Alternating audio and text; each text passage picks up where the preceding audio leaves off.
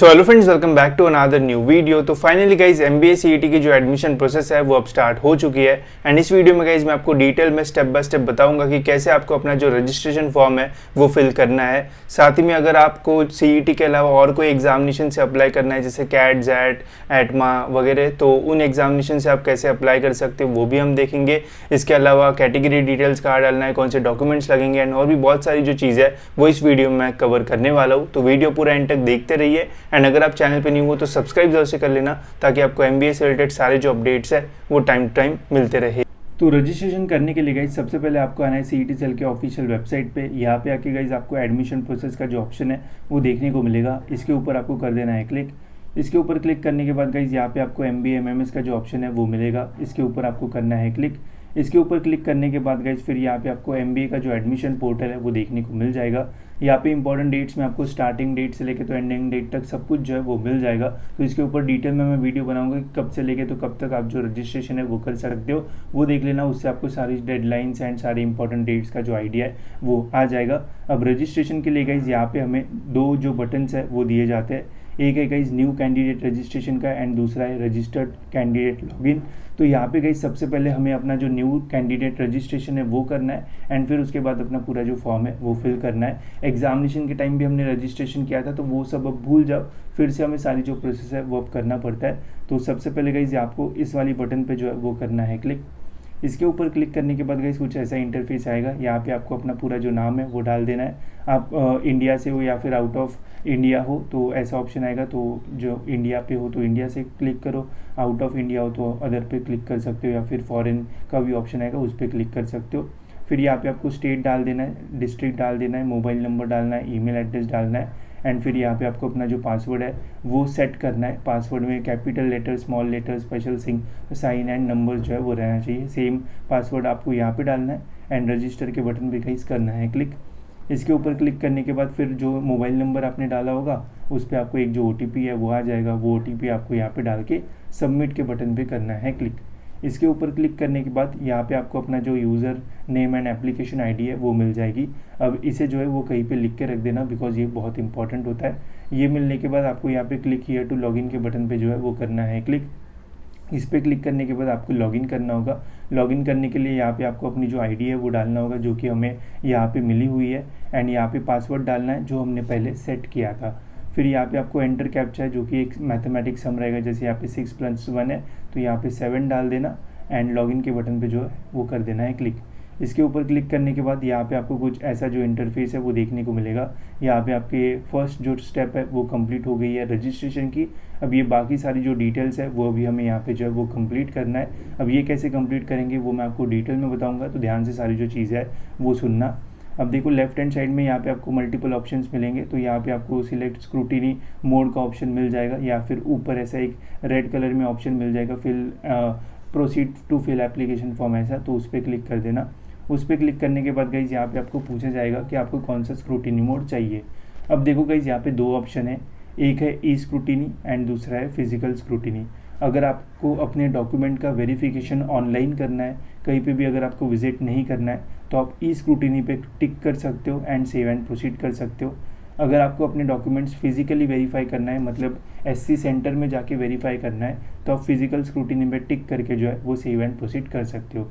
अब देखो ई स्क्रूटिनी में मुझे लास्ट ये प्रॉब्लम लगा कि थोड़ा लेट जो वेरिफिकेशन है वो होता है एंड फिजिकल स्क्रूटिनी में आज अगर मैंने रजिस्ट्रेशन किया, कल अगर स्क्रूटिनी सेंटर में मैं गया तो वहाँ पे जाके एक दिन में पूरा जो वेरिफिकेशन है वो हो जाता है एंड अगर कुछ प्रॉब्लम आता है तो वैसे समझा के भी बताते हैं।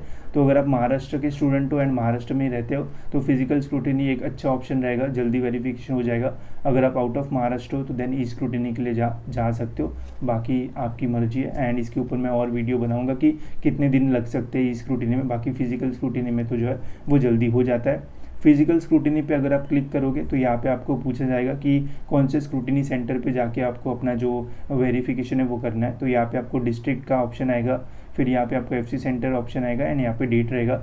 तो स्टार्टिंग में गाइज जब रजिस्ट्रेशन प्रोसेस स्टार्ट होती है तो सेंटर जो है वो अच्छे से लोड नहीं होता है, तो मैं आपको यही बोलूँगा कि 1-2 दिन बाद अपना जो रजिस्ट्रेशन है वो करना, तो बेटर यहाँ पे सारे जो ऑप्शंस है वो आएंगे एंड आपको कोई भी यहाँ पे ग्लिच वगैरह जो है वो देखने को नहीं मिलेगा। स्टार्टिंग में ऑप्शंस लोड होने में थोड़ा टाइम लगता है या फिर लोड ही नहीं होता है, तो उससे बचने के लिए 1-2 दिन बाद रजिस्ट्रेशन करोगे तो ज़्यादा बेटर आपके लिए जो है वो हो सकता है, ठीक है। ऐसा भी होता है कि जो सेंटर पे आपने मतलब स्लॉट बुक किया, अगर उसके अलावा कहीं भी सेंटर पे भी जाते हो तो वहाँ से भी अपना आप जो वेरिफिकेशन है वो कर सकते हो, बट जो सेंटर आप यहाँ से चूज़ कर रहे हो अगर वहाँ पे जाके ही करते हो तो और भी जल्दी आपका जो है वो वेरिफिकेशन हो जाएगा, ठीक है। तो जैसे आपकी इच्छा है वैसे आप ई स्क्रूटिनी एंड फिजिकल स्क्रूटिनी पे क्लिक करके सेव एंड प्रोसीड कर देना।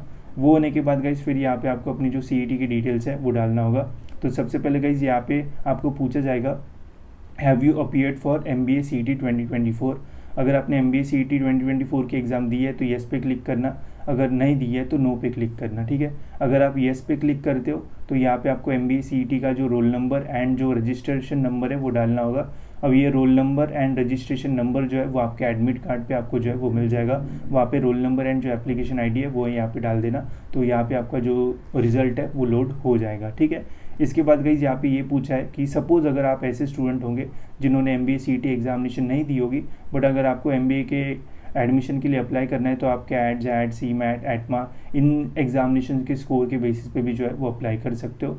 अगर आपको इनसे अप्लाई करना है तो आप येस पे जो है वो क्लिक कर सकते हो। अगर बस आपको CET से अप्लाई करना है, अगर आपने ये एग्जामिनेशन नहीं दी है तो फिर यहाँ पे आपको जो है वो नो पे क्लिक करना है, ठीक है। अगर आप ऐसे स्टूडेंट हो जिन्होंने CET, कैट या फिर जैट दोनों में से और कोई एग्जामिनेशन दी है तो दोनों पे आप येस भी कर सकते हो, जो स्कोर आपका बेस्ट रहेगा उसके बेसिस पे आपका यहाँ पे जो एडमिशन है वो होगा, ठीक है। तो CET पे येस किया तो मुझे CET का यहाँ पे स्कोर कार्ड यानी ये डालना पड़ेगा, roll number and registration ID। फिर यहाँ पे मैंने इसमें भी येस किया, तो अब इसमें से बहुत सारी एग्जामिनेशंस के ऑप्शंस है, तो इन एग्जामिनेशंस में से जिन भी एग्जामिनेशन में आपको बेस्ट परसेंटाइल मिला होगा वो आप यहाँ पे जो है वो चूज़ करना। तो यहाँ पे एग्जामिनेशन सिलेक्ट करने का जो ऑप्शन है वो मिल जाएगा। उसके बाद फिर यहाँ पे आपको roll number, percentile, total score and all India rank, ऐसा आपको जो है वो इन एग्जामिनेशन में से जो भी एग्जामिनेशन आप सिलेक्ट करोगे उसके लिए आपको यहाँ पे जो है वो डालना होगा। ये सब फिल करने के बाद गाइज यहाँ पे आपको वेरीफाई एंड सेव के बटन पे जो है वो करना है क्लिक। इसके ऊपर क्लिक करने के बाद गाइज फिर यहाँ पे आपको कैंडिडेट टाइप जो है वो चूज़ करना है। अब इसके ऊपर डिटेल में मैंने वीडियो बनाया है, अगर आपको समझ में नहीं आ रहा है कि कैंडिडेट टाइप होता क्या है तो आप वो देख सकते हो, लिंक आपको डिस्क्रिप्शन में मिल जाएगी। यहाँ से गाइज आपको चूज़ करना है कि आप कैंडिडेट टाइप A में आते हो, B में आते हो। अगर आप आउट ऑफ महाराष्ट्र में आते हो तो यहाँ पे आपको आउट ऑफ महाराष्ट्र स्टेट का ऑप्शन मिल जाएगा, जिसके ऊपर आपको क्लिक करके सेव एंड प्रोसीड करना है। अगर आप महाराष्ट्र के स्टूडेंट हो तो इनमें से आपका कुछ जो है वो रहेगा। तो मैंने डिटेल वीडियो बनाया है, अगर आपको नहीं समझ में आता है तो वो देख लो, आपको इससे रिलेटेड सारे जो डाउट्स है वो आपके क्लियर हो जाएंगे, ठीक है। ये होने के बाद गाइज फिर यहाँ पे आपको अपने जो टाइप डिटेल्स है वो डालना है। जैसे मैंने यहाँ पे सिलेक्ट किया था कि मैं महाराष्ट्र का स्टूडेंट हूँ तो मैंने टाइप A जो है वो सिलेक्ट किया था। फिर यहाँ पे मुझे ये पूछा गया है कि select the district from which candidate passing HSC, तो मैंने कहाँ से 12th पास किया है वो मुझे यहाँ पे पूछा गया है। तो यहाँ पे मैंने जो भी मेरा ऑप्शन रहेगा वो मैं यहाँ पे डालूंगा एंड फिर ग्रेजुएशन कहाँ से मैंने पास किया वो यहाँ पे जो है वो पूछा गया है, ठीक है। तो अकॉर्डिंगली मैंने यहाँ पे मेरी जो डिटेल्स है वो डाल दी है। 12th मैंने नागपुर से किया है एंड ग्रेजुएशन सपोज करते कि मैंने मुंबई से किया है, तो मेरा होम यूनिवर्सिटी फिर यहाँ पे मुझे जो है वो देखने को मिलेगा, मेरा होम यूनिवर्सिटी रहेगा मुंबई यूनिवर्सिटी, ठीक है। अब होम यूनिवर्सिटी के बहुत सारे फ़ायदे होते हैं। होम यूनिवर्सिटी का कट ऑफ कम रहता है, वहाँ पे एक्स्ट्रा सीट्स रहती है, तो जो भी आपका होगा ग्रेजुएशन जहाँ से भी किया होगा सही से डालना, वैसे आपकी यहाँ पे जो होम यूनिवर्सिटी है वो अपने आप जो है वो अपडेट हो जाएगी। इसके बाद गाइस जैसे आप यहाँ पे टाइप डिटेल्स डालोगे उसी के अकॉर्डिंग यहाँ पे आपको अपने जो डॉक्यूमेंट्स है वो पूछे जाएंगे। अगर आप टाइप B डालते हो, आउट ऑफ महाराष्ट्र डालते हो, तो ये उसी के अकॉर्डिंग यहाँ पे आपको डॉक्यूमेंट्स आएंगे। अब इन 3 डॉक्यूमेंट्स में से जो भी डॉक्यूमेंट आपके पास अवेलेबल होगा वो डॉक्यूमेंट आपको यहाँ पे जो है वो सिलेक्ट करना है, ठीक है। जैसे मेरे पास यहाँ पे बर्थ सर्टिफिकेट है तो मैं बर्थ सर्टिफिकेट के ऊपर जो है वो टिक करूँगा एंड सेव एंड प्रोसीड के बटन पर जो है वो कर दूँगा क्लिक। ये होने के बाद गाइस फिर मुझे यहाँ पे कैटेगरी डिटेल्स के बारे में जो है वो पूछा गया है। अब ध्यान से साथ जो चीज़ है वो सुनना, बहुत इंपॉर्टेंट ये चीज़ है। सबसे पहले मुझे यहाँ पे पूछा है do you belong to general और रिजर्व कैटेगरी। अगर आप आउट ऑफ महाराष्ट्र के स्टूडेंट हो तो ये सारी चीज़ें आपको पूछी नहीं जाएगी, बिकॉज वहाँ पे आपको कैटेगरी के बेनिफिट्स नहीं मिलेंगे। अगर आप महाराष्ट्र के स्टूडेंट हो तो फिर आपको ये सारी चीज़ें इंपॉर्टेंट रहेगी। अगर आप जनरल मतलब वो ओपन कैटेगरी में आते हो तो ओपन पे मतलब जनरल पे क्लिक करो। अगर आप रिजर्व कैटेगरी जैसे OBC, SC, VJNT ऐसे में आते हो तो रिजर्व पे आपको क्लिक करना पड़ेगा, ठीक है। तो सपोज़ अगर मैं ओपन से बिलोंग करता हूँ तो मैं जनरल पे क्लिक करूँगा। आपको EWS से अप्लाई करना है या फिर नहीं, तो वो आपको यहाँ पे पूछा जाएगा। अगर यस EWS से अप्लाई करना है तो यस पे क्लिक करो, अगर नहीं करना है तो नो पे क्लिक करो। नो पे क्लिक करो तो कुछ पूछा नहीं जाएगा। अगर EWS पे आप यस पे क्लिक करते हो तो फिर आपको यहाँ पे EWS का जो सर्टिफिकेट है वो अपलोड करना पड़ेगा। बट यहाँ पे अपलोड करने के लिए 3 ऑप्शन मिलेंगे। अगर आपके पास EWS का सर्टिफिकेट है तो यहाँ पे आप जब क्लिक करोगे तो वहाँ पे available, not applied but not received and not applied, ऐसे 3 ऑप्शन मिलेंगे।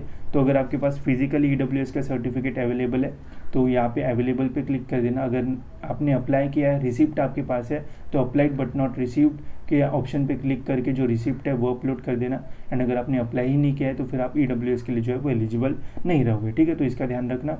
बाकी फिर यहाँ पे आपको पर्सन विद डिसेबिलिटी यस या नो, एंड जैसे आप ऊपर डॉक्यूमेंट्स टिक करोगे उसी के अकॉर्डिंग यहाँ पे आपको नीचे डॉक्यूमेंट्स लगेंगे। अगर कैटेगरी की मैं बात करूँ, अगर हम रिजर्व पे क्लिक करते हैं तो फिर यहाँ पे आपको अपने कैटेगरी के बारे में पूछा जाएगा। जो भी आपकी कैटेगरी होगी वो आपको डालना है। अगर आपकी कैटेगरीज़ में सब कैटेगरी आती है तो वो आपको यहाँ पे डालना होगा। अब जैसे मेरी कैटेगरी OBC है तो मुझे कास्ट सर्टिफिकेट वैलिडिटी एंड जो नॉन क्रिमिलियर है वो लगता है। अब अगर आपके पास कास्ट वैलिडिटी है तो यहाँ पे अवेलेबल पे क्लिक करना। अगर आपने अप्लाई किया, बस रिसिप्ट आपके पास है, तो अप्लाइड बट नॉट रिसीव्ड उस पर क्लिक करके रिसिप्ट जो है वो अपलोड करना। फिर आपको जो ओरिजिनल डॉक्यूमेंट है वो कैप्टन C तक जो है वो देना पड़ेगा। अगर आपने अप्लाई ही नहीं किया है तो फिर नॉट अवेलेबल पे क्लिक करना, तो फिर आप कैटेगरी के बेनिफिट्स के लिए जो है वो एलिजिबल नहीं रहोगे, ठीक है। जो भी कैटेगरी रहेगी उसके अकॉर्डिंग यहाँ पे आपको जो डॉक्यूमेंट्स है वो पूछे जाएंगे, तो इसका जो है वो ध्यान रखना। आराम से सारी जो चीज़ है वो भरना, सारी चीज़ें सही से हो जाएगी एंड कोई प्रॉब्लम आपको जो है वो फेस नहीं करना पड़ेगा, ठीक है। फिर वही यहाँ पे आपको पर्सन विद डिसेबिलिटी, अगर कोई भी डिसेबिलिटी है तो येस पे क्लिक करना, अगर नहीं है तो नो पे क्लिक करना।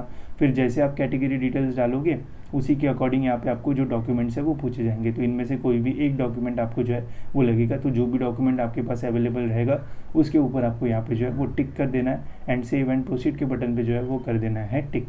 इसके बाद गाइज फिर हमारी आती है क्वालिफिकेशन डिटेल्स। अब क्वालिफिकेशन डिटेल्स में क्या क्या डालना है, कैसे सारी चीज़ें फिल करना है, वो देखने से पहले गाइज अगर आपको एडमिशन प्रोसेस में गाइडेंस चाहिए तो आप हमारी मिनी काउंसलिंग प्रोसेस जो है वो ले सकते हो फॉर MBA एडमिशन्स। इसमें गाइज आपको काफ़ी सारी जो चीज़ें है वो मिल रही होगी। सबसे पहले तो रजिस्ट्रेशन से रिलेटेड जितनी भी इंपॉर्टेंट चीज़ें ये सारी आपको इसमें जो है वो मिल जाएगी। इसके बाद सबसे इम्पॉर्टेंट जो कॉलेज लिस्ट है वो आपको कैसी बनानी चाहिए उससे रिलेटेड आपको यहाँ पे काफ़ी सारी जो चीज़ है वो बताई जाएगी, जिससे आप इजीली अपनी जो कॉलेज लिस्ट है वो बना पाओगे। साथ ही में कॉलेजेस को जो प्रेफरेंस है वो कैसे देना चाहिए उससे रिलेटेड भी गाइज यहाँ पे आपको काफ़ी इंपॉर्टेंट सेशन जो है वो देखने को मिल जाएंगे। साथ ही में कॉलेजेस की इन्फॉर्मेशन आप कैसे निकाल सकते हो, कैप राउंड की स्ट्रैटेजी कैसे रखना चाहिए, इसके अलावा management quota, vacant round, betterment freeze क्या होता है, कैसे करना होता है, कैसे आप कैप राउंड 3 तक जा सकते हो, फिर वैकेंट राउंड के लिए अप्लाई कर सकते हो। ऐसी बहुत सारी चीज़ें गाइज इस काउंसलिंग प्रोसेस में हम जो है वो कवर करने वाले हैं, जिससे आपको ओवरऑल जो है वो काफ़ी हेल्प हो जाएगी एंड डिटेल में आपको जो है वो गाइड करने वाला भी जो है वो कोई रहेगा।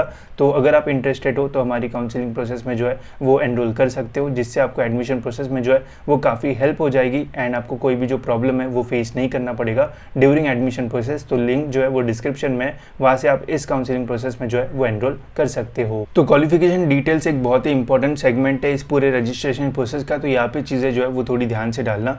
तो सबसे पहले गाइज यहाँ पे आपको अपने 10 के जो मार्क्स है वो पूछे जाएंगे। तो यहाँ पे आपको सबसे पहले 10 का जो एग्रीगेट मार्क्स है वो डाल देना है। तो गलती से मैंने यहाँ पे 270 डाल दिया आउट ऑफ 300, बट जनरली जो 10 का ओवरऑल जो है वो आई थिंक 550 या 600 मार्क्स का रहता है। तो जो भी आपका 10 का ओवरऑल रिजल्ट है कि 600 मार्क्स में से 500 मार्क्स मिले तो वो आपको यहाँ पे जो है वो डाल देना है।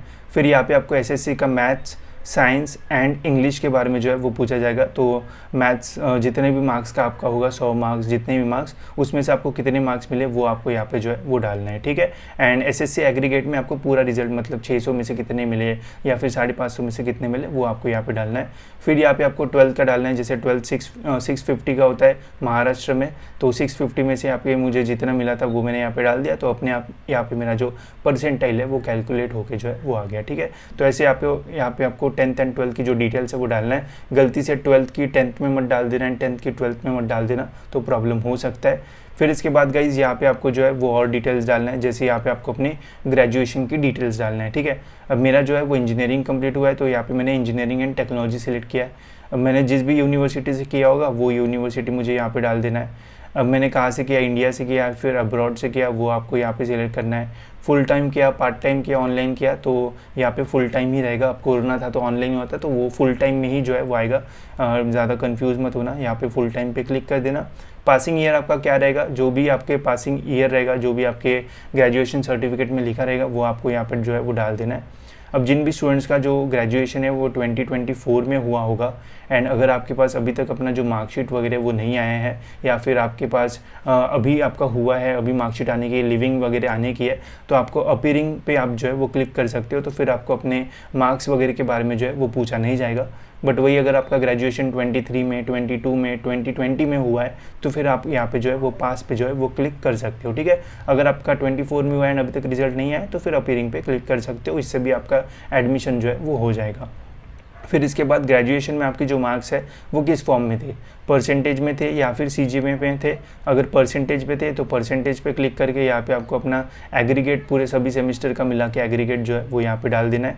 वही अगर आपका सीजीपीए में होगा तो सीजीपीए डालना है, ठीक है, सीजीपीए पे क्लिक करना है। एंड सीजीपीए पे यहाँ पे ओवरऑल मतलब अगर सपोज 6 सेमेस्टर का आपका ग्रेजुएशन होगा तो सभी सेमेस्टर का जो भी पॉइंटर होगा उनको कैलकुलेट करना है, ऐड करके एंड डिवाइड बाई 6 करके जो भी पॉइंटर आएगा आउट ऑफ 10 वो आपको यहाँ पे डाल देना है। एंड उसी पॉइंटर को परसेंटेज में कन्वर्ट करके यहाँ पे आपको जो है वो डालना होगा, ठीक है। एंड फिर सेव एंड प्रोसीड पे जो है वो करना है क्लिक। इसके ऊपर क्लिक करने के बाद गाइज फिर अभी यहाँ पे मैंने अपीयरिंग का भी शो किया कि अगर आप अपीयरिंग पे क्लिक करोगे तो यहाँ पे आपको कोई भी ग्रेजुएशन के मार्क्स के ऊपर चीज़ें जो है वो पूछी नहीं जाएगी। अगर आप पास पे क्लिक करोगे तो ही जो है वो पूछ जाएगी। तो जिनका अभी ग्रेजुएशन हुआ होगा तो उनके लिए ये एक फ़ायदा मिलेगा कि अगर रिजल्ट नहीं लगा तो आप भी यहाँ पे फॉर्म जो है वो भर पाओगे, ठीक है। सेव एंड प्रोसीड पे क्लिक कर देना जैसे भी आपके चीज़ें होगी एंड जैसे भी आपकी सिलेक्शंस होगी। उसके बाद यहाँ पे आपको जो पर्सनल डिटेल्स है वो पूछी जाएगी। तो सबसे पहले यहाँ पे आपको अपना जो नाम है वो डालना होगा according to your 12th marksheet. फिर गाइज यहाँ पे आपको मदर्स नेम डाल देना है, अपना डेट ऑफ बर्थ डाल देना है, मम्मी का मत डालना, ठीक है।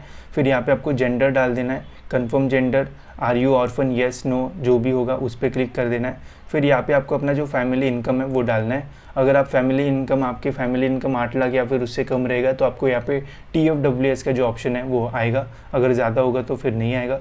फिर यहाँ पे आपको रिलीजन का ऑप्शन डाल देना है, मदर टंग डाल देना है एंड माइनॉरिटी का स्टेटस डाल देना है, ठीक है। अगर आप माइनॉरिटी से बिलोंग करते हो तो येस पे क्लिक करना, अगर माइनॉरिटी से बिलोंग नहीं करते हो तो नो पे क्लिक कर देना, ठीक है। माइनॉरिटी शॉर्ट में क्या होता है वो मैं आपको बता देता हूँ।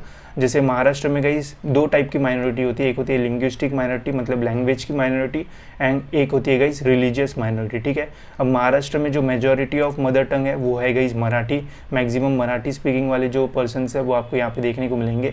तो अगर आप महाराष्ट्र के स्टूडेंट हो एंड आपका मदर टंग हिंदी है या फिर गुजराती है या फिर और कोई है, एंड अगर आपके पास महाराष्ट्र का डोमिसाइल भी है तो फिर आप जो है वो लिंग्विस्टिक माइनॉरिटी में जो है वो आते हो, तो आप लिंग्विस्टिक माइनॉरिटी के जो बेनिफिट्स है वो ले सकते हो एंड यहाँ पे येस पे क्लिक कर सकते हो। बट अगर आप माइनॉरिटी पे येस पे क्लिक करोगे तो फिर वहाँ पे आपको माइनॉरिटी के लिए कोई जो डॉक्यूमेंट है वो शो करना पड़ेगा, ठीक है। वही रिलीजन माइनॉरिटी में जैसे महाराष्ट्र में मैक्सिमम लोगों का रिलीजन हिंदू है, अगर आपका रिलीजन हिंदू के अलावा कुछ और है तो फिर आप रिलीजियस माइनॉरिटी के लिए भी जो है वो अप्लाई कर सकते हो एंड यहाँ पे येस पे टिक करके आपके माइनॉरिटी का जो डॉक्यूमेंट है वो आपको यहाँ पे देना पड़ेगा, ठीक है। तो ऐसे यहाँ पे फील्ड्स रहेगी, जो भी आपका है वैसे अकॉर्डिंग टू सिलेक्ट करना, आपको सारी चीज़ें जो है वो समझ में आएगी। तो जैसे मैंने यहाँ पे मेरा इनकम रेंज डाल दिया, रिलीजन डाल दिया, मेरा मदर टंग तो मराठी ही है तो मैं माइनॉरिटी में नहीं आऊँगा, तो यहाँ पे लिख के आ गया कि मदर टंग मेरा मराठी एंड रिलीजन भी हिंदू है तो मैं माइनॉरिटी में नहीं अप्लाई कर सकता हूँ, ठीक है। अगर आप अप्लाई कर सकते हो तो यहाँ पे लिख के आ जाएगा। फिर यहाँ पे मेरा इनकम कम है तो यहाँ पे TFWS का जो ऑप्शन है वो आया है, do you want to apply for TFWS। अब TFWS क्या होता है, ट्यूशन फी वेवियर स्कीम। इससे गाइस आपका जो फीस है वो कम हो जाता है। अगर आपका इनकम 8 लाख से कम है तो ओपन या फिर कोई भी कैटेगरी का स्टूडेंट इसके लिए अप्लाई कर सकता है। अगर आपको करना है तो येस पे क्लिक करो, अगर आपको नहीं करना है तो नो पे क्लिक करो। अगर आप अप्लाई करते हो TFWS के लिए तो आपको यहाँ पे अपना जो इनकम सर्टिफिकेट है वो दिखाना पड़ेगा, ठीक है। फिर यहाँ पे आपको परमानेंट एड्रेस डालना है तो परमानेंट एड्रेस डाल देना। परमानेंट एड्रेस डालने के बाद फिर यहाँ पे आपको फ़ोटो एंड सिग्नेचर अपलोड करना पड़ेगा। फ़ोटो कितनी साइज़ का रहेगा इसके बारे में डिटेल में यहाँ पे चीज़ें जो है वो लिखी है। आपका जो फ़ोटो है वो कुछ इस टाइप से जो है वो दिखना चाहिए, जिसमें फ़ोटो एंड सिग्नेचर जो है वो विजिबल रहना चाहिए। ये होने के बाद सेव एंड प्रोसीड कर देना। देन आपको यहाँ पे अपने जो डॉक्यूमेंट्स है वो अपलोड करना होगा। अब ऊपर जैसे आपने सिलेक्शंस किए होंगे उसी के अकॉर्डिंग यहाँ पे आपको जो डॉक्यूमेंट्स है वो पूछे जाएंगे। अगर TFWS के लिए अप्लाई किया होगा तो इनकम सर्टिफिकेट मैंडेटरी हो जाएगा। अगर आपने माइनॉरिटी के लिए वहाँ पे क्लिक किया होगा तो माइनॉरिटी का वहाँ पे आपको कुछ ना कुछ अपलोड करना पड़ेगा। तो जैसे ऊपर आप सिलेक्शंस करोगे वैसे ही आपको यहाँ पे जो डॉक्यूमेंट्स है वो अपलोड करना होगा। डॉक्यूमेंट्स की ऐसी पूरी जो लिस्ट है वो आ जाएगी। अपीयरिंग पे क्लिक करोगे तो लिविंग सर्टिफिकेट जो है वो ऑप्शनल में हो जाएगा। अगर पास्ट हो जाओगे तो वहाँ पे फिर जो है वो मैंडेटरी हो जाएगा। तो जैसे ऊपर आप फील्ड सिलेक्ट करोगे उसके अकॉर्डिंग ही यहाँ पे गाइस जो है वो डॉक्यूमेंट्स आएंगे। इसके अलावा जो कैटेगरी स्टूडेंट्स हैं उनके लिए वैलिडिटी वो सारे आएंगे। अगर आप अप्लाइड बट नॉट रिसीव्ड करते हो तो फिर यहाँ पे आपको रिसिप्ट्स वगैरह जो है वो अप्लाई करना होगा, अपलोड करना होगा। ठीक है, जब आप अपलोड करोगे तो ये क्रॉस का साइन जो है वो राइट में हो जाएगा एंड व्यू के ऑप्शन में एक बार जो है वो देख लेना कि डॉक्यूमेंट सही से अपलोड हुआ है या फिर नहीं। जब डॉक्यूमेंट अपलोड करोगे तो ट्राई करना कि ओरिजिनल डॉक्यूमेंट का फ़ोटो निकाल के या फिर स्कैन करके अपलोड करना, तो जल्दी वेरिफिकेशन जो है वो होता है। अगर आप जेरोक्स का फ़ोटो निकाल के अपलोड करोगे तो हो सकता है कि आपको बोला जाए कि फिर से आपको अपलोड करना पड़ेगा। तो इसका ध्यान रखना कि ओरिजिनल डॉक्यूमेंट्स का फ़ोटो निकाल के आपको अपलोड करना है, तो जल्दी आपका जो वेरिफिकेशन हो जाएगा एंड कोई भी प्रॉब्लम आपको जो है वो फेस नहीं करना पड़ेगा। ठीक है, डॉक्यूमेंट अपलोड होने के बाद गाइज फिर यहाँ पे आपको पेमेंट का जो ऑप्शन है वो आएगा। अब ध्यान से सुनना, जिन भी स्टूडेंट्स ने MBA CET का एग्जामिनेशन दिया है, ठीक है, एंड MBA CET से अगर आप अप्लाई कर रहे हो या MBA CET के साथ CAT-JAT से अप्लाई कर रहे हो तो यहाँ पे आपको कोई भी जो पेमेंट वगैरह है वो नहीं करना पड़ेगा। ठीक है, बट सपोज़ अगर आपने MBA CET की जो एग्जामिनेशन है वो नहीं दी है एंड अगर आप बस CAT-JAT, CMAT, ATMA इससे जो है वो अप्लाई कर रहे हो तो फिर तब जाके आपको ये जो पेमेंट वाला ऑप्शन है वो आएगा। तो जिन्होंने MBA CET की एग्जामिनेशन दी है उन्हें पेमेंट करने की ज़रूरत नहीं रहेगी, बट जिन्होंने एग्जामिनेशन नहीं दी है एंड अदर एग्जाम से अप्लाई कर रहे हो तो फिर यहाँ पे आपको जो पेमेंट है वो करना पड़ेगा। ठीक है, तो इसका ध्यान रखना। बाकी फिर ये सब होने के बाद गाइज हमारे इतने जो स्टेप्स है वो कंप्लीट हो जाएंगे। जो हमारी लास्ट स्टेप बची रहेगी गाइज वो रहेगी हमारी document verification, apply for confirmation status of FC centre. तो अगर आप स्क्रूटिनी लोगे तो यहाँ पे आपका जो फॉर्म है वो ऑनलाइन स्क्रूटिनी सेंटर के पास चला जाएगा एंड वहाँ से जो डॉक्यूमेंट है वो वेरीफाई होके आपको फिर ये जो स्टेटस है वो कंप्लीट जो है वो कुछ दिनों में देखने को मिल जाएगा। अगर आप स्क्रूटिनी सिलेक्ट करते हो तो आपको कोई भी FC सेंटर या फिर स्क्रूटिनी सेंटर पर जाने की ज़रूरत नहीं है। भले ही यहाँ पे लिख के रहेगा बट आपको कोई भी सेंटर पर जाने की जो है वो ज़रूरत नहीं रहती है। वही फिजिकल स्क्रूटिनी पे अगर आप टिक करते हो तो फिर आपको जो भी आपने स्क्रूटिनी सेंटर चूज़ किया होगा वहाँ पे आपको अपना जो एप्लीकेशन फॉर्म का जो प्रिंट आउट है जिसका ऑप्शन आपको यहाँ पे ऐसा मिलेगा। ठीक है, ऐसा प्रिंटेबल एप्लीकेशन फॉर्म मिल जाएगा। जैसे ही इतनी स्टेप्स आपको ये कंप्लीट हो जाएगी तो वो फॉर्म आपको जो है वो डाउनलोड कर देना है। वो फॉर्म के साथ जो भी डॉक्यूमेंट्स आपने अपलोड किए हैं उसके उन सभी डॉक्यूमेंट्स का ओरिजिनल कॉपी, साथ ही में उन सभी डॉक्यूमेंट्स का एक जो जेरोक्स कॉपी का बंडल है वो बना के जाना। एक हमारा एप्लीकेशन फॉर्म जो कि हमने अभी भरा, documents original and document xerox, ये 3 ऐसे बंच लेके जो है वो आपको उस सेंटर में जाना पड़ेगा। तो वहाँ से आपके जो डॉक्यूमेंट्स है वो वेरीफाई हो जाएंगे। ये है फिजिकल स्क्रूटिनी के लिए एंड ऑनलाइन स्क्रूटिनी में बस आपको अपना जो फॉर्म है वो सबमिट करना है। अपने आप जो आपका वेरिफिकेशन है वो हो जाएगा। बस स्क्रूटिनी करोगे तो हर दिन अपना जो फॉर्म है लॉगिन करके चेक करना कि ये जो स्टेटस है वो कंप्लीट हुआ है या फिर नहीं हुआ है। एंड अगर आप ऑफलाइन स्क्रूटिनी के लिए जाते हो तो जिस दिन जाओगे उसी दिन आपका ये जो है वो कंप्लीट आपको जो है वो देखने को मिल जाएगा। ठीक है, तो मैंने आपको गाइस सारी जो चीज़ है वो डिटेल में बताई है। होप सो आपको सारी जो चीज़ है वो समझ में आई होगी कि कैसे आपको जो है वो रजिस्ट्रेशन करना है। रजिस्ट्रेशन करते करते भी आप ये जो वीडियो है वो देख सकते हो, आपको चीज़ें समझ में भी आएगी एंड कोई प्रॉब्लम भी आपको जो है वो फेस नहीं करना पड़ेगा। एंड और भी गाइडेंस के लिए गाइस आप हमारी जो काउंसलिंग प्रोसेस है वो भी ले सकते हो, जिससे आपको आने वाली प्रोसेस में और भी जो है वो हेल्प हो जाएगी एंड कॉलेजेस को शॉर्टलिस्ट करने में भी जो है वो आपकी हेल्प जो है वो हो जाएगी। ठीक है, तो इसके लिंक डिस्क्रिप्शन में। फिलहाल इस वीडियो में इतना ही। होप सो आपको ये वीडियो इन्फॉर्मेटिव लगा होगा एंड ऐसे वीडियोस के लिए इस चैनल को सब्सक्राइब जरूर से कर दीजिए ताकि आपको टाइम पे MBA के एडमिशन से रिलेटेड सारे जो अपडेट्स है वो मिलते रहे।